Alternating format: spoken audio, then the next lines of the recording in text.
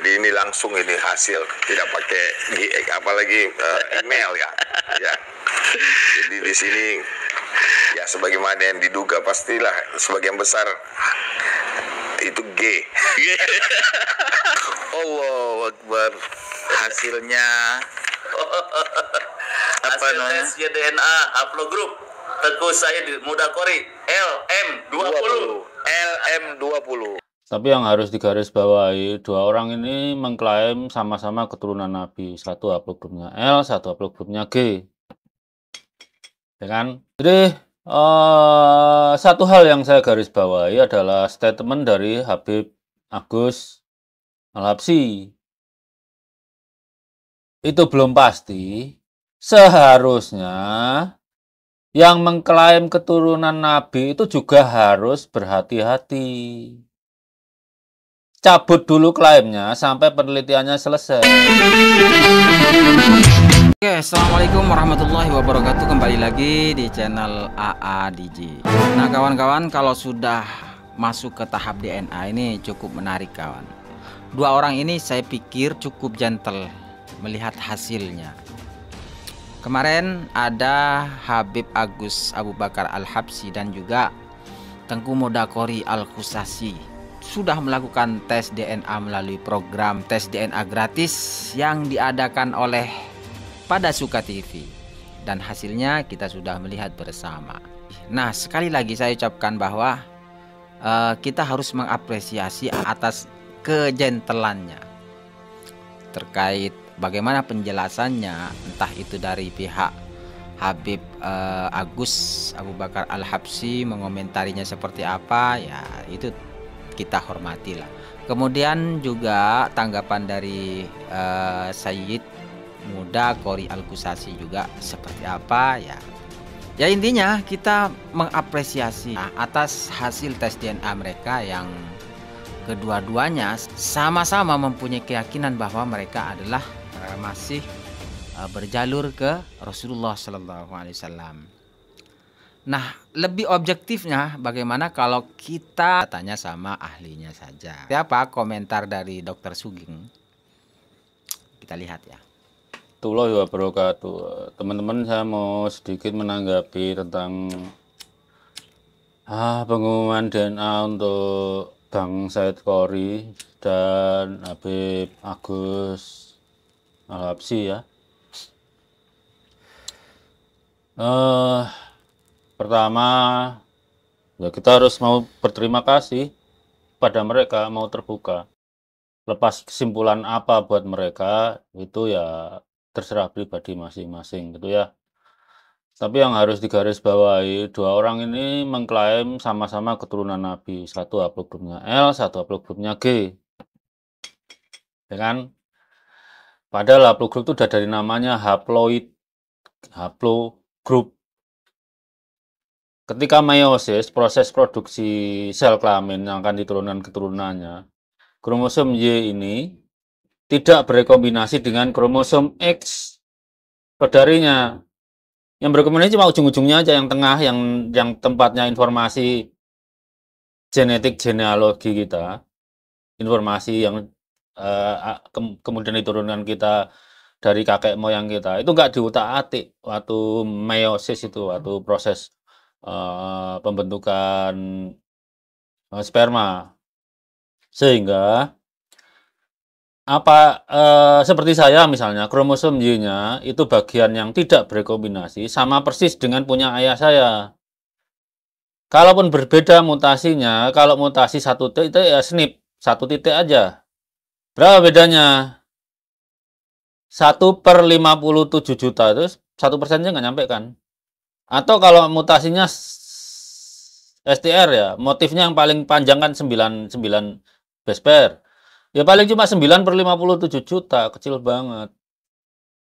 Makanya YDNA laki-laki sekarang itu dengan kakek pertamanya, Nabi Adam dulu. Kalau kita asumsikan ya Adam itu adalah Nabi Adam. Perbedaannya itu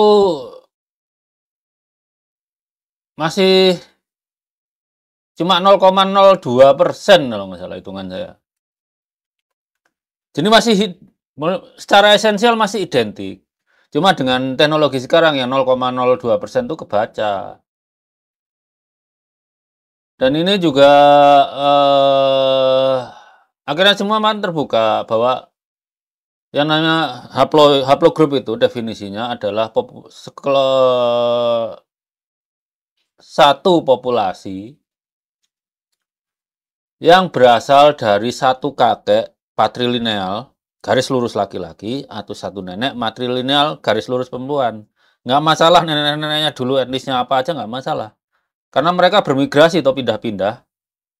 Jadi bisa aja ganti-ganti etnis dulu Afrika, kemudian jadi Arab, kemudian Asia Selatan, terus jadi Asia Timur, kemudian Indonesia. Kan bisa dilacak, itu bukti nasab jauh loh, bisa studi filogeografi itu bukti nasab jauh.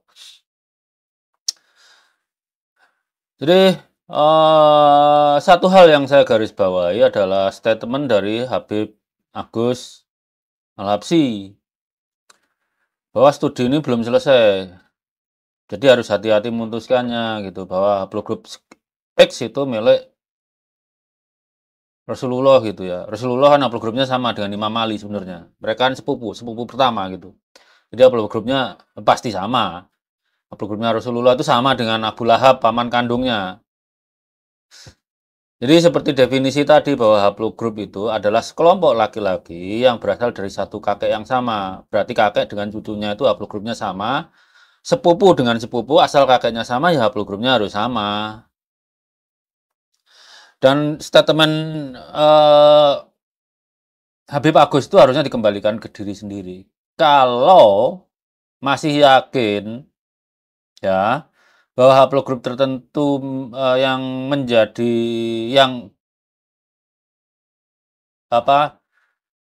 haplogrupnya keluarga Rasulullah, jadi dari Abdul Muthalib ke bawah, itu belum pasti. Seharusnya yang mengklaim keturunan Nabi itu juga harus berhati-hati. Cabut dulu klaimnya sampai penelitiannya selesai. Tetapi kalau kita susun filogeni itu silsilah secara genetik, bukan secara buku nasab ya. Silsilah secara genetik, dan ini panjang sekali. Orang ilmu nasab itu kan kenalnya baru kapan tuh. Tapi kalau silsilah genetik ya dimulai dari Adam dulu. Kita nggak punya data kromosom Y sebelum Adam tuh belum ada datanya. Ada juga loncat moyangnya Homo sapiens dan Homo neanderthal, tapi di antara moyang bersama ini ke Adam nggak ada datanya sama sekali, jadi nggak bisa dipelajari juga itu. Walaupun untuk evolusi genetik bisa. Jadi kembali ke topik tadi bahwa harusnya kalau sudah tahu bahwa misal haplogrupnya Imam Ali itu belum dipastikan dan harus diteliti dengan hati-hati, yang mengklaim keturunan Nabi juga harus jauh lebih hati-hati. Kalau penelitinya itu kan nggak ketimpa dosa. Kalau salah pahalanya 1, kalau benar pahalanya 2. Tapi yang mengklaim keturunan Nabi ini sudah banyak riwayatnya menyalahgunakan klaim mereka. Contoh di papernya Profesor Hulyacan Bakal itu. Kan mereka memanfaatkan klaim keturunan Nabi untuk keuntungan ekonomi, bahkan ada yang sampai memberontak gitu ya. Nah, yang sekarang pun itu sebaiknya hati-hati. Tirulah, kalau memang masih bersikukuh keturunan Nabi, lakukan penelitian. Paling bagus contohnya itu yang dilakukan Hadi Amili itu. Jadi dia nggak meneliti keluarganya saja, dia meneliti sampai jauh lebih cukup lebih besar, sampai sepupunya Nabi Ibrahim pun diteliti. Yang di dalam proyek JL862 itu kan induknya Z2329. Jadi kemungkinan ya keturunan nabi-nabi sepupunya Nabi Ibrahim pun di situ ada juga meneliti yang di Kohen keturunan Nabi Harun itu. Jadi kalau saya berbeda pendapat ya tentang Hadi Amili itu wajar lah. Terutama tentang haplogrupnya Nabi Ibrahim. Tapi bahwa langkah Hadi Amili itu benar-benar mengklaim keturunan Nabi, melakukan penelitian. Boleh sekarang kan kalau kita total JL862 dengan yang itu kan berapa ya, udah lebih dari 3.000. Kalau digabung dengan Cohen itu udah 4.000 orang loh. Kalau digabung dengan Project Cohen, belum Arab J1. Arab J1 tuh udah 5.000 orang lebih. Jadi kita bisa melakukan data mining gitu loh. Dari kalaupun belum pasti siapa, kita bisa memastikan siapa yang tertolak, yang nggak mungkin lagi. Seperti contoh lah, haplogroup GY32613 itu sudah dari 7.600 tahun sampai 900 tahun lalu tidak bercabang. Kalau kita ikutin filogenetika seperti itu, ya otomatis seperti Nabi Ishak punah keturunannya. Said Ja'far bin Abi Thalib, kakaknya Ali bin Abi Thalib juga punah. Cabang Hasani ikutan punah karena bercabangnya baru 900 tahun yang lalu gitu. Kalaupun kita punya pembanding dengan Cohen yang haplogrupnya G juga ada, GM377. Itu moyang bersamanya dengan Balawi berapa tahun yang lalu? Sekitar 17.000 tahun yang lalu lah teman-teman, 16.000 berapa gitu. Itu kan nggak mungkin. Benar sama-sama G antara cabang yang Nabi Harun, yang mengaku keturunan Harun, dengan yang mengaku keturunan Imam Ali, sama-sama G-nya. Tapi kakek bersamanya itu 16.000 tahun lebih. Tes DNA itu karena tahu kakeknya itu tidak mungkin digali kubur, maka yang diukur adalah jarak genetik dua sepupu ini. Kalau kakek bersamanya dekat, ya otomatis jarak genetiknya dekat. Kalau kakek bersamanya jauh di masa lalu, ya jarak genetiknya jauh. Allah itu udah nggak lupa mencatat nasab kita semua itu. Nggak cuma manusia, virus saja dicatat nasabnya. Jadi untuk Said Qori, Habib Agus, kalau Mas Hadi Aladi udah maklum lah ya. Ketika mengaku keturunan Nabi lebih baik hati-hati. Jadi kalau memang menganggap proses ilmiahnya belum selesai, terlibat saja ikut proses ilmiahnya. Bayarin itu anak-anak yang kuliah di proyek yang kuliah di Fakultas Family History atau yang genetika, bayarin aja lah. Lebih baik hati-hati kalau ngaku keturunan. Tapi kalau ternyata dari penelitian sekarang, penelitian yang berlangsung itu umumnya adalah membuang yang tertolak dulu. Sampai terakhir yang paling dapat diterima itu yang terakhir. Sama, semua penelitian begitu. Kalau Anda misalnya meneliti ternak kan ya, yang ternak nggak bisa dipakai entah karena status kesehatannya jelek atau fiturnya tidak sesuai yang diharapkan, ya dipangkas dulu, tidak diikutkan dalam misalnya program pemulihan. Sama kalau saya misalnya tujuannya mencari pengaruh enzim terhadap enzim lipase gitu ya, terhadap kesegaran filet ikan, ya saya pilih ikan yang berlemak dong, bukan ikan yang tidak berlemak. Jadi dari progres penelitian itu, penelitian itu kan nggak diterbitkan selesai langsung, nggak. Semua penelitian itu berjenjang semua. Progres, dipublish, kemudian apakah ada yang menentang atau yang menerima, mereka meneliti lagi terus itu. Itu indahnya dunia akademik kalau dapat pendanaan. Kalau saya udah 4 tahun kerja riset tuh dari kantong sendiri, mau gimana lagi? Udah capek lah protes. Jadi untuk Habib Agus dan terutama Habib Agus ya, kalau melihat umurnya ya mungkin udah jauh lah di atas saya. Lebih baik ambil langkah aman aja. Tidak perlu mengaku keturunan Nabi, tidak perlu juga blog-grupnya dilabelkan ke Nabi. Pasrah aja kalau yakin keturunan Nabi, nanti Nabi akan mengenali kita. Tapi kalau mengaku-ngaku keturunan Nabi, nanti Nabi malah bisa menuntut pertanggungjawaban kita. Kalau kita mengklaim keturunan Nabi, ditanya Nabi buktinya apa gitu kan, nggak bisa jawab, repot. Beda kalau kita diem, bukan keturunan Nabi, tapi Nabi mengenali kita, tahu-tahu dipeluk kan enak. Ya kan?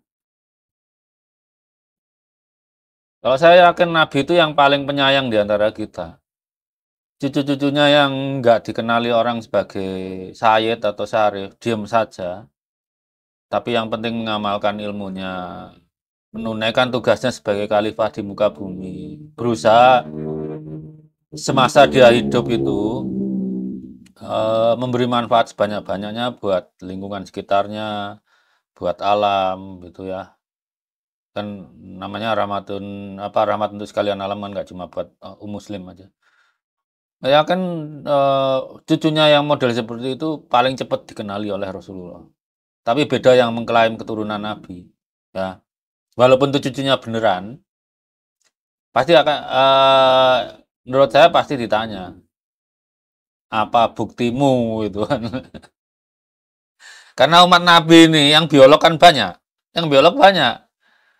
Nanti hari pengadilan kok, termasuk pengakuan sebagai keturunan Nabi pasti diadili. Apa buktimu kalau kamu keturunanku? Ini referensinya kan maksudnya Rasulullah gitu. Kalau bisa membuktikan bagus, kalau nggak bisa gimana? Kan jadi dusta. Dusta mengatasnamakan Rasulullah. Hukumnya kan jelas. Dikasih slot di tungku sana. Tapi buat yang ngaku-ngaku nggak ngaku-ngaku malah enak. Kalau dia beneran cucu Nabi dan cucu yang bisa dibanggakan, ya insya Allah diakui lah. Itu ya Habib ya, saran saya sih, nggak perlu kekeh. Karena kalau secara DNA, kekerabatanmu dengan sebagian besar orang Arab sana itu kakek bersamanya sekitar 48.000 tahun yang lalu itu. Karena frekuensi mayoritas orang Arab kan J1. Itu kalau tahu berhitung secara matematika, coba aja logaritma. Apakah populasimu yang sekarang di Arab Saudi 4% itu nyampe sampai zaman Nabi Ismail, itu aja dihitung. Orang kan rata-rata laki-laki itu dalam satu populasi, 100 laki-laki itu 35 orang nggak punya anak. Kalau populasi berkembang, itu jumlah laki-lakinya punya anak laki-laki itu lebih dari 1, biasanya 1 sampai 1, sekian sampai 1,3. Kalau 1,4 sampai 1,5 itu kayaknya mustahil. Populasinya ledakannya tinggi banget itu. Itu udah natural tuh. Maksudnya biar ya dalam populasi itu laki-laki nggak cuma dari keluarga kita. Ada laki-laki lain yang memperkaya genetik kita sehingga populasi itu sehat gitu. Jadi itu teman-teman dengan di publikasinya upload-grupnya Kori dan Agus ini, Bang Kori dan Bib Agus ini, itu kan buka mata kita melek gitu ya, bahwa kakek bersamanya ada loh antara Habib Agus dengan Said Kori ini. Tapi berapa umurnya? Kalau kita pakai tua-tuaan, muda-mudahan aja, paling muda, pakai laju muntahi tercepat itu masih 30.000 tahun yang lalu loh. Itu bukan Nabi Ibrahim berarti kan? Itu antara Said Kori dengan Habib Agus doang itu. Mana sudah jelaskan secara matematika jeletreh nggak karu-karuan. Bahwa tes DNA itu mengukur seberapa jauh jarak dua sepupu. Nanti hasilnya adalah kakek bersamanya sekian ribu tahun yang lalu hidupnya. Ribu, ya bisa ratus. Paling pendek itu kan sekitar, ya tergantung mutasi termudanya berapa, terus populasi yang diukur berapa. Tapi kalau di atas 100 ada paling kali 5 orang itu ya udah bisa lah. Ini apa tuh seperti tadi haplogroup itu satu populasi yang punya kesamaan genetik karena berasal dari kakek yang sama. Haplogrupnya Said Kori sama-sama ngaku keturunan Imam Ali dan Habib Agus sama-sama keturunan Imam Ali, bedanya jauh. Kakek bersamanya sekitar 40.000 tahun yang lalu, padahal Imam Ali cuma 1.400 tahun yang lalu. Mana yang benar? Kori atau Agus? Atau dua-duanya salah? Itulah gunanya ilmu genetik. Kita tidak boleh bahwa semuanya bisa keturunan Imam Ali gitu. Tidak bisa. Buktinya kromosom Y itu tidak berekombinasi. Yo. Kalau kakeknya 10.000 tahun yang lalu G sampai sekarang G. Nah, buktinya manusia autism itu haplogrupnya kan K2. Ini sekarang yang keturunannya atau keturunan sepupunya itu ya K2 masih. Termasuk kita itu kan haplogrup O ini keturunan K2. Autism itu ditemukan 45.000 tahun yang lalu. Senipnya itu setelah 45.000 tahun itu tetap ditemukan di keturunan-keturunan haplogrup K2. Kalau bukan nasab jauh apa itu coba? Ya udah, saya udah ngomong ngalor ngidul ya. Untuk Habib Agus itu aja. Lebih baik ditariklah pengakuannya sebagai keturunan. Disimpan di hati nggak apa-apa, tapi ditarik aja. Pengakuan keturunan Nabi, serahkan ke ahlinya. Yang belum tes, ikutan tes. Makin kaya yang mengklaim keturunan Nabi itu menyerahkan datanya, kesimpulan yang diambil itu lebih akurat. Dan jalur keturunan Nabi kan nggak cuma jalur laki-laki. Misalnya keturunan Umamah, keturunan Zainab binti Ali, keturunan Ummi Kulsum itu masih cucu Nabi, cucu kandung Nabi, yang anak-anak perempuannya haram dinikahi oleh Rasulullah. Kalau kita fokus memuliakan keturunan Hasan dan Husain yang jalur laki-laki, kita nggak adil terhadap cucu Nabi yang lain. Mereka juga tetap cucu Nabi. Yo. Buktinya semua cucu Nabi kan sebelumnya kan lewat jalur perempuan, Fatimah. Apalagi Rasulullah sendiri pernah menyatakan, manusia yang paling dicintainya adalah Sayyidah Umamah, cucu perempuan pertamanya. Itu teman-teman ya, sudah ya ngalor ngidulnya. Wassalamualaikum warahmatullahi wabarakatuh. Nah, seperti itu kawan ya. Jadi ini yang lain gimana? Untuk Habib-Habib terutama ya, Habib Bahar bin Smith. Jangan kalau ditantang untuk adu jotos saja yang berani. Tetapi untuk melakukan tes DNA ini loh, untuk melakukan tes DNA ini keren. Ini sebuah penyelesaian yang sangat gentle, sangat berani. Mestinya orang yang mengaku itu ya harus membuktikan, harus berani, harus gentle membuktikan. Membuktikan dengan DNA dulu, walaupun nanti kepastiannya itu masih ada banyak konfirmasi lain, terutama dari sisi catatan silsilah nasab.